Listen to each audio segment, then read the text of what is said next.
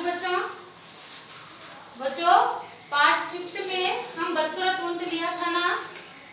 आज part 6 Diwali part है आपको। यहाँ पर वीडियो 6 है आपका और वीडियो 5 में बदसूरत ऊँट और उसका नोट्स भी मैं आपको भेज रही हूँ। और उसके बाद आपको वीडियो 6 में पार्ट 6 दिवाली है बच्चों। दिवाली आपको मालूम है ना, फेस्टिवल कितना अच्छा रहता है, त्योहार सबको मन भाता है। दिवाली का त्योहार हम सभी को, बड़ों को छोटों को सबको पसंद आता है। और इस तरह से यह एक बड़ा त्योहार हिंदू संप्रदाय में हम मनाते हैं, मनाते आ रहे हैं, मनाएंगे भी आगे। तो इस तरह से दिवाली का त्योहार हमारे संस्कृति में एक बड़ा ही त्योहार होता है बच्चों। हर हिंदू में हर त्योहार बहुत ही खुशी के त्योहार होते हैं। हर त्योहार हम सबके लिए बहुत ही महत्व होता है। तो इसे हम पाठ में यहाँ पर लिया जा रहा है बच्चों। देखिए दिवाली का त्योहार कैसा रहता है, आपको तो पता है दिवाली का त्योहार किस तरह से मनाते हैं। उस दिन क्या क्या रहता है घर में, क्या क्या लाते हैं, नए कपड़े पहनते हैं, पटाखियाँ फोड़ते हैं ना बच्चों। तो बच्चों इस पाठ को हम यहाँ पर ले रहे हैं। तो सुनिए, आप लोग अभी टेक्स्ट बुक्स निकालिए और दिवाली को अच्छी तरह से इस पाठ को पढ़िए बच्चों। दादाजी यानी अपने पोतों से बात कर रहे हैं यहाँ पर। प्रतीक, तुम्हें कौन सा त्योहार सबसे अच्छा लगता है? तो प्रतीक कहता है, दादाजी मुझे दिवाली का त्योहार सबसे अच्छा लगता है। दादाजी, यहाँ बताओ सबसे अच्छा क्यों लगता है? प्रतीक, सबसे अच्छा इसलिए लगता है कि उन दिनों स्कूल की छुट्टियां होती हैं, नए वस्त्र पहनने को मिलते हैं, अच्छी अच्छी स्वादिष्ट मिठाइयाँ खाने को मिलती है, फुलझड़ियाँ और पटाखे जलाने को मिलते हैं बच्चों। यही तो खुशियाँ बच्चों में रहती है कि हमेशा दिवाली आते हैं, नए कपड़े पहनने को मिलते हैं, पटाखे फोड़ने को मिलते हैं, अच्छे अच्छे खाने को मिलते हैं पकवान।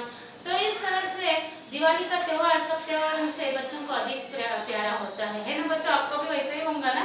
तो यहाँ पर लोग दीपक जलाते हैं, गलियां और बाजार सजाते हैं, घरों में भी विशेष सजावट होती है। काली रात उजाले के सागर में डूब जाता है, सचमुच बड़ा आनंद आता है बच्चों। काली रात, यहाँ पर काली रात उजाले के सागर में डूब जाता है मतलब क्या है बच्चों?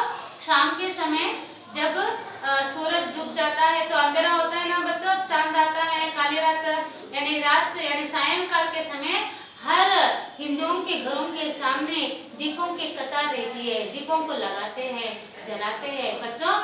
दीपों की कतार यानी इस तरह से लाइन से हम दीपों को लगाते हैं ना, पंक्ति में रखकर। तो इस तरह से यहाँ जो दीपों की रोशनी रहती है वो रोशनी से उस दिन अंधकार दूर हो जाती है। हर जगह पे, हर गलियों में, हर मोहल्लों में कहाँ जा गए वहाँ आपको दिया ही दिया दिखाई देता है बच्चों। दियों की रोशनी से अंधकार दूर होती है, हमें मालूम मिलता है। तो इस तरह से दिवाली का त्योहार नए कपड़ों से और दियों को जलाकर नए कपड़े पहनते हैं बच्चे। तो अति आनंदित उस आनंद में विभोर हो जाते हैं। तो पकवानों को खाते हैं उस दिन। तो दिवाली का एक वातावरण अलग ही होता है। तो छुट्टियां मिलती है पहले तो आपको, तो वही मेन है। तो जब छुट्टियां मिलते ही आप लोग क्या करते हैं, आनंद के इसमें डूब जाते हैं ना बच्चों। तो दादाजी जानते हो यह त्योहार कब आता है बच्चों? पहले ये सब जानना पड़ेगा आपको कि दिवाली का फेस्टिवल कब आता है। तो इस फेस्टिवल में क्या महत्व रहता है? सिर्फ नए कपड़े पहनना, पटाखियाँ फोड़ना या पकवानों को खाना, यही बात नहीं बच्चों। हर फेस्टिवल यानी पर्वों के पीछे एक कहानी जुड़ी होती है। तो इसी तरह से इस दिवाली के पीछे भी एक कहानी जुड़ी हुई है। उस कहानी के संबंधित यहाँ एक घटना घटी है और उसके तौर पर हम दिवाली का त्योहार मनाते आ रहे हैं। दादाजी जानते हो यह त्योहार कब आता है? तो प्रतीक कहते हैं, हाँ दादाजी मुझे अच्छी तरह याद है कि कार्तिक मास की अमावस्या को दिवाली का त्योहार आता है। इस त्योहार के आने से कुछ दिन पहले ही इसकी चहल पहल नजर आने लगती है।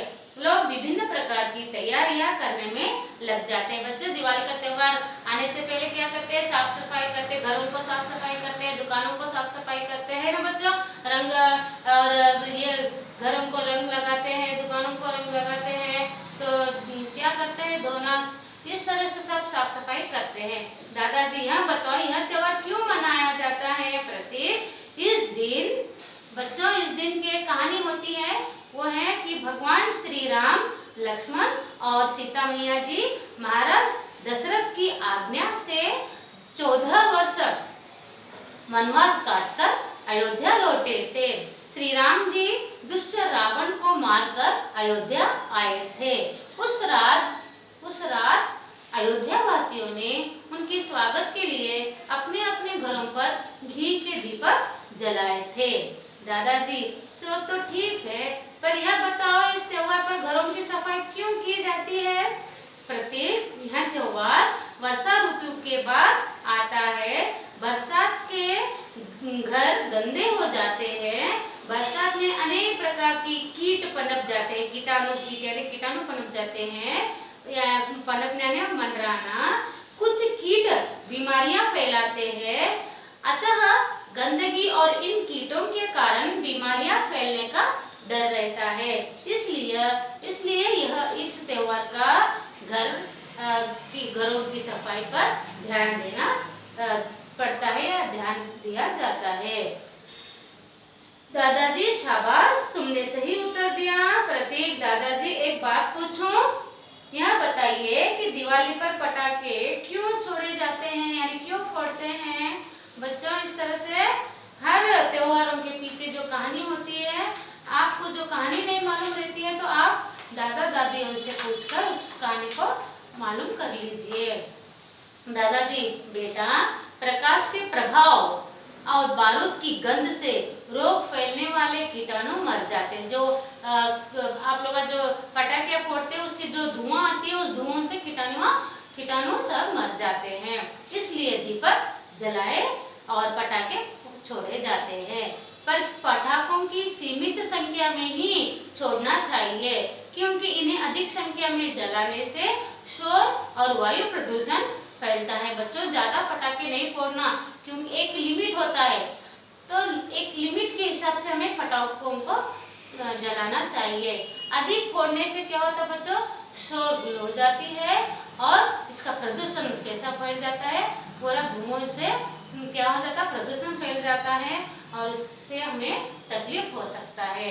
तो प्रतीक अच्छा, तो यह बात है, इस बार मैं अपने घर को दीपकों और मोमबत्तियों से सजाऊंगा और बहुत कम संख्या में पटाखे और फुलझड़ियां छोड़ूंगा। दादाजी शाबाश बेटा, मेरी यह सीख हमेशा याद रखना। बच्चों दिवाली का त्योहार किस तरह से मनाया जाता है पता है? जिस दिन राम, लक्ष्मण और सीता मैया वनवास गए थे, तो 12 वर्ष क्या हुआ, 12 वर्ष उनका वनवास हो जाने के बाद वो अयोध्या नगरी फिर वापस आ गए। तो 12 वर्ष में उन्होंने जो वनवास काटा था, उस वनवास में क्या हुआ था, रावण के साथ युद्ध हुआ था और रावण के साथ युद्ध में श्री राम जी रावण की हत्या कर दी और इस तरह से रावण की हत्या राम के हाथ से हुई और राम जी जीत गए और अपने 12 वर्ष के बाद अयोध्या नगरी लौटे थे। उस समय नगरवासी लोग राम के आने की खुशी से क्या करें, दीपक जलाए, ढोल बजाए, पटाखियां फोड़े। इसी खुशी से नगर के वासियों से यह त्योहार राम जी के आने से चला आ रहा है। बच्चों इस तरह से हर त्योहारों के पीछे कहानी जुड़ी रहती है, उसे आप मालूम कर लीजिए। और दिवाली के त्योहार पर आप लोग अभी नए कपड़े पहनते हैं, पटाखियां फोड़ते हैं, पकवानों को खाते हैं। और एक बात बच्चों, जब घर को साफ रखते हैं, दिवाली आने से पहले, एक हफ्ता से पहले पकवान मम्मी सब बना के रखती हैं, घरों को साफ करते हैं, तो उस समय सायंकाल में लक्ष्मी पूजा भी की जाती है बच्चों, ताकि लक्ष्मी हमारे घर में वास कर सके, यानी घर में रह सके, आ सके। इस तरह से सायंकाल में दुकानों में भी लक्ष्मी की पूजा किया जाता है और घरों में भी लक्ष्मी की पूजा किया जाता है बच्चों। और तब एक आनंद का माहौल हर घरों में छा जाती है। बच्चों आप लोग अभी अगर पटाखे फोड़ना चाहते हो तो एक लिमिट के हिसाब से आपको पटाखियां फोड़ना चाहिए। बच्चों मैंने आपको यहाँ पर मीनिंग्स लिखा है और उसका नोट्स भी मैं आपको भिजा दूंगी और अच्छे हैंडराइटिंग में आप लोग लिख लीजिए। और एक बात बच्चों, इसका जो दिवाली का है, इसका संबंध यानी इसके संबंधित आप इसका निबंध जो है आप अच्छे 10 पॉइंट्स या 15 पॉइंट्स आप लोग अच्छी तरह से इसको लिख दीजिए। आपकी ओन से दिवाली का ऐसे आप लोग आपके क्लास वर्क में लिखिए। ओके, समझ में आया बच्चों? ओके।